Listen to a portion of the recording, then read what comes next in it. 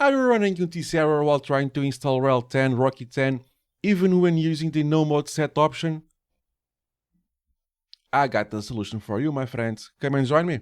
So just reboot it, start the installer as normal, and create the issue that we first try to resolve. Get the gray screen, okay? Just get the gray screen. When you get here with the gray screen, start the install with the install Rocky or RHEL option without the nomodeset. Just touch nothing. Just select the install, and you see the issue again, the gray screen issue again. What do? Well, it's quite simple. You just type Control Alt F2. You get text console. Then Control Alt F6 should bring you back.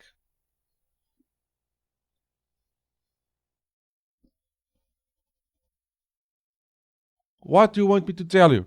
So if you see the issue, you Control Alt F2. F3 also works. Just get some text console.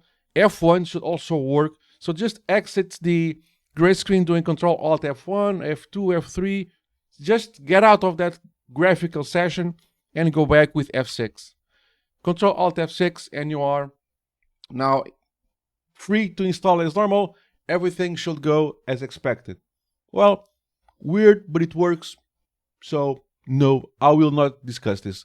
Just a thing, if you are using, for example, RDP or any other protocol to remote into your virtualization server, like I am here, don't forget that if you do, and you are sitting on a Linux box, so if you are sitting on a Linux box and you are remoting to the virtualization server, be careful with the Control Alt F stuff, because that can impact the local machine and not the remote one.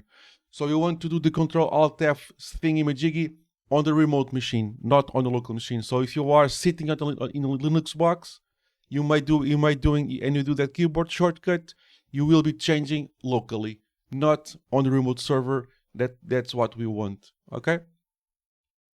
That's pretty much it. Like, subscribe, and comment. It really helps. And I'll see you in the next one. Cheers, guys.